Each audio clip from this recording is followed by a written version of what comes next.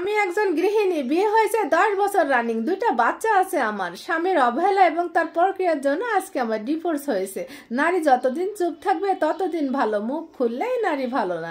সারাদিন অনেক পরিশ্রম করি আমি আমার সংসারে, শরীর খুব ক্লান্ত থাকে। গতকাল রাতে বাচ্চা সজাগ ছিল বিধায় ভালো করে ঘুম হয়নি, তাছাড়া রাতে সারা শরীর ব্যথা করেছে, হয়তো বা জ্বর উঠবে। অনেকগুলো কাপড় ছিল সকালে, তাই হাজব্যান্ডকে বলেছিলাম একটু হেল্প করতে, কিন্তু সে করেনি।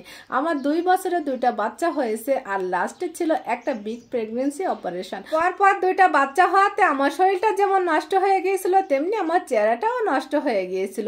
আমি তেমন একটা কাজ করতে পারতাম না, এই জন্য হাজব্যান্ডকে বলেছিলাম একটা হেল্পিং হ্যান্ড রেখে দিতে, কিন্তু সে নামমাত্র হেল্পিং হ্যান্ড খুঁজেছিল, আর বাসায় এসে বলেছিল কোনো হেল্পিং হ্যান্ড পাওয়া যায় না। যেহেতু আমার পরপর 2টা বাচ্চা, রাতে অনেক কাঁথা কাপড় অপরিষ্কার হয়ে যায়, সকালবেলা উঠে ঠান্ডা লাগিয়ে সেই কাঁথা কাপড়গুলো ধোয়া, রান্না করা, হাজব্যান্ডের নাস্তা কমপ্লিট করা, সাথে তো সংসারের অনেক কাজ থাকে। এগুলো করতে করতে যখন আমি ক্লান্ত হয়ে যেতাম, তখন আমার হাজব্যান্ড আমাকে বলতো এগুলো করার কি আছে, কিন্তু বিশ্বাস করেন আমার স্বামী 1 গ্লাস পানিও ঢেলে খেত না। যেদিন আমার স্বামীর অফডে থাকতো সেদিন বাসায় অনেক কাজ থাকতো, যদি কাজ করতে করতে ক্লান্ত হয়ে যেতাম বা ঘুমিয়ে যেতাম, তখন আমার স্বামী এসে বলতো এত ঢং করবো না তুমি, এ সকল কাজ কি আর মানুষ করে না নাকি তুমি একাই করো? জবাবে আমি বলেছিলাম কারো কি 2 বছরে 2টা অপারেশন হয়েছে, তাও আবার 3 ব্যাগ রক্ত হেমোগ্লোবিনে ভরা সাথে আছে। তখন সে বলে উঠলো একদম তর্ক করবো না, পারলে একটা চাকরি নিয়ে দেখাও, সে যোগ্যতা তো নাই। বলে রাখা ভালো আমার স্বামীর নিজের 5তলা বাড়ি আছে এবং তার যথেষ্ট পরিমাণ জায়গা জমি আছে। তার মা বোনের বেলায় সবকিছু হয়, তাতে কোনো সমস্যা নেই, কিন্তু আমার বেলায় সব ফুরিয়ে যায়। এর মধ্যে ডিসেম্বর মাসে আমি আমার বাচ্চাদের নিয়ে ভাসুর আর শ্বশুর বাড়িতে ঘুরতে যাই। এই সুযোগে আমার স্বামী একটা মেয়ের সাথে কথা বলতো, বাসায় আসার পরেও লুকিয়ে লুকিয়ে কথা বলতো। একদিন রাতে আমি আমার বাচ্চাদের নিয়ে ঘুমিয়ে এসে আমার হাজব্যান্ডকে দেখলাম রুম থেকে উঠে একটা সিগারেট নিয়ে ব্যালকনিতে গিয়ে সেই মেয়েটার সাথে কথা বলতেছে। সেদিন আমি তাকে হাতে নাতে ধরেছিলাম এবং সেই মেয়ের সাথে কথা বলেছিলাম, এবং মেয়ের সাথে উচ্চস্বরে কথা বলার জন্য আমার স্বামী আমার গায়ে অনেকবার হাত তুলেছিল। আর এটা যে কত কষ্টের সেটা আমি কিভাবে বোঝাবো। না পারতাম শ্বশুর বাড়ির কারো কাছে বিচার দিতে, না পারতাম বাবার বাড়ি কারোর সাথে মুখ খুলে 2টো কথা বলতে, কারণ বিয়েটা আমরা দুজন পছন্দ মতো করেছিলাম।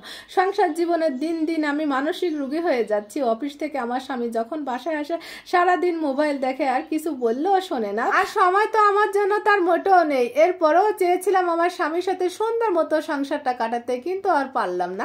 এভাবে 2 মাস যেতে না যেতে সে মেয়ের সাথে আমার স্বামী গভীর সম্পর্কে চলে যায়। রাত করে বাসায় ফিরতো, প্রায় বাসায় এসে আমাকে মারধর করতো, আমার 2টা বাচ্চার দিকে কখনো খেয়াল রাখতো না, এমনকি ফিরেও তাকাতো না। এক প্রকার মানসিক রোগী হয়ে গিয়েছিলাম। বাধ্য হয়ে 1 মাস আগে আমার স্বামীকে ডিভোর্স দিয়ে বাবার বাড়িতে এসেছি।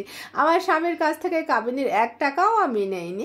আর আমার বাবা মায়ের কথা কি বলবো, আমার মুখ দেখে আর তাদের নাতি নাতনির মুখ দেখে আমাকে আর ফেলে দিতে পারিনি, আপন করে নিয়েছে। কিন্তু অবাক করার বিষয় হচ্ছে গত 3 দিন ধরে আমার স্বামী আমাকে একটা ফোন দিচ্ছে, মেসেজ দিচ্ছে, বন্ধু বান্ধব দিয়ে আমাকে কল দেওয়াচ্ছে, যা হবার সব ভুলে যেতে চাচ্ছে, সে আবার সাধারণ লাইফে ফিরে আসতে চাচ্ছে।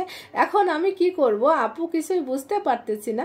আমি কি যাব নাকি পড়াশোনাটা কন্টিনিউ চালিয়ে যাব? প্লিজ আপু আমাকে জানাবে। আর এই স্টোরিটি একটা আপু আমাকে লিখে পাঠিয়েছে, আমি যতটুকু পেরেছি আপুকে ভালো মতামত দেওয়ার চেষ্টা করেছি। তোমাদের কি মতামত আপুরা সেটা কিন্তু কমেন্টে জানাতে একটু ভুল করবে না। আসলে মেয়েদের জীবনটা না ভাঙা তরির মতো, তাই না আপুরা? তো যাই হোক, এই যে তোমাদের সাথে কথা বলতে বলতে আমার ইফতারিও রেডি হয়ে গিয়েছে, আবার সেহরিও কিন্তু রান্না হয়ে গিয়েছে।